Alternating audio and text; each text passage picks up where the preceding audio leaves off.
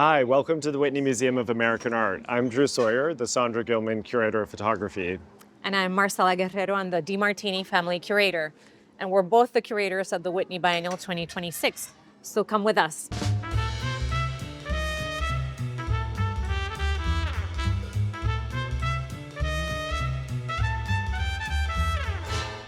The Whitney Biennial is the longest running survey of American art. What you're about to see, it's our attempt to show you what is happening right now in the field of American art. The sixth floor opens with a pretty spectacular installation by Michelle Lopez. As you can see, a large circular screen about 20 feet wide that hangs above the gallery and features essentially a tornado of material like newspapers and American flags. What's great about opening on the sixth floor with this work is that it's already disorienting you a little bit of how our approach to American art is kind of shifting the angle a little bit. So follow us as we continue walking through the sixth floor. You're gonna see a sculpture by Raven Half Moon, who is an indigenous artist, part of the Caddo Nation in Oklahoma. And in fact, we have one sculpture here, but the exhibition opens with an incredible sculpture on the Largo of the museum that welcomes visitors and speaks about our ancestors of looking back and also paying tribute into the future.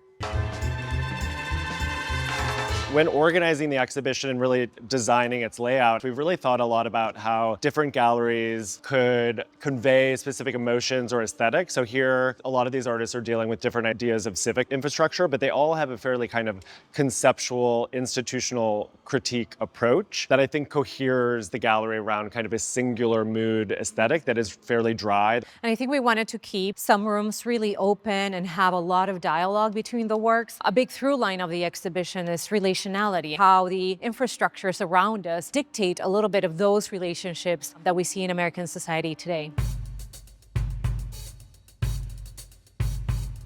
We also thought about like kind of unexpected pairings. So for example, Cooper Jacoby, who's primarily known as a sculptor and makes these rather kind of strange, surreal sculptural objects, often using AI, some of them which, as you can hear, speak back. So in ways, these are kind of like shrines, and we paired them with these other forms of shrines, which are by Augusto Machado, who's kind of legendary New York downtown figure who's been part of like queer performance scenes since the 1960s. I think the fun thing about the biennial, or at least this iteration, but I think it's true probably of most ones, is that there's not one clear path. Each floor really is pretty open floor plan, so you can kind of choose your own adventure. That's something we thought a lot about, that we didn't want kind of one clear path for visitors.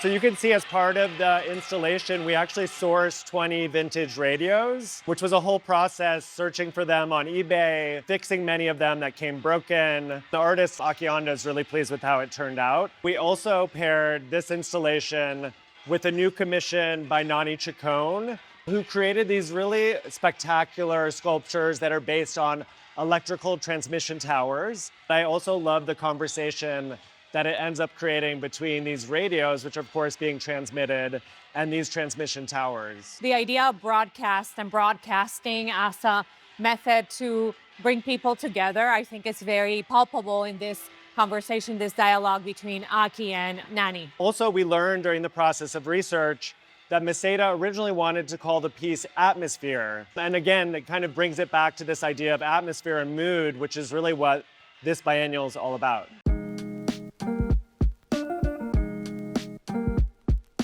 So we're now on the fifth floor, and we are in a gallery that brings together a wide range of works and mediums. I think this floor has more maybe connections about familial relationships, interspecies relationships, or relationship to land. And we're in front of Emily Louise Gossiot's work. Emily created these 100 Kongs that are positioned on this plinth, almost like clouds or like this heaven. We thought it would be a really beautiful way to kind of open the fifth floor that again comes back to these various themes of our relationships, not just with other humans, but with other creatures.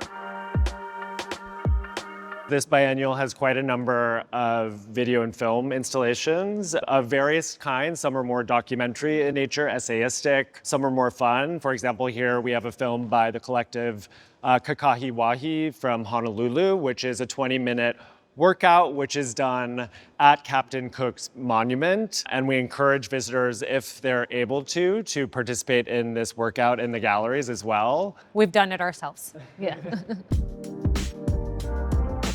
Another one of these undercurrents of the show is a bit of a nostalgia for the 90s that we have also expressed even in the colors of the biennial. Or such as the work of Padalesco. Beginning in the 1980s, she made these giant inflatables. This is one from 1995 called Blowhard. It's about 35 feet wide and 18 feet tall. You can actually see from our windows one of the works that welcomes visitors into the Whitney Museum, and that is a billboard by Taina Cruz. She created this portrait of a young girl who is both a little bit cute but also scary. I think it sets the tone for when you come to the museum to see the biennial.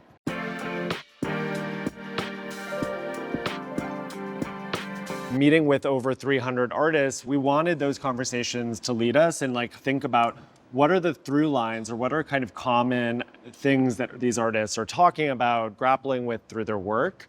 And so hopefully we were able to capture a little bit of what we saw. Drawings by Joanna Unsueta paired with photographs and works on paper by Kimowa Metewais, and also a beautiful tree made with hair braids by Malcolm Peacock. We also have a work by Leo Castañeda. He's been working on this video game that you see here in the back for 10 years.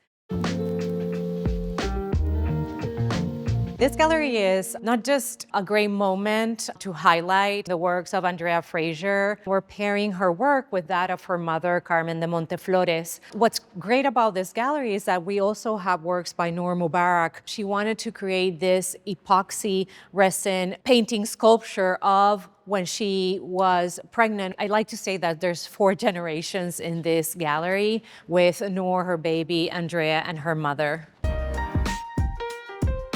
We have sculptures by Sarah Rodriguez paired with glass sculptures by Sula Bermudez Silverman. Both really kind of deal with animals in different ways. Sarah is an animal trainer, gathers a lot of animal bones and other natural materials that she then casts in aluminums and recombines together to create these almost like creatures. Sula is also using various kind of antique devices used for training or restricting animals, and then blows glass through those devices. Final work that we want to show you is the Hyundai Terrace Commission, Kelly Akashi.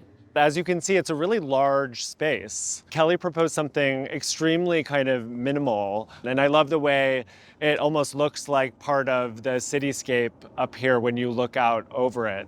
Thank you for coming with us on this little sneak peek of the Whitney Biennial 2026.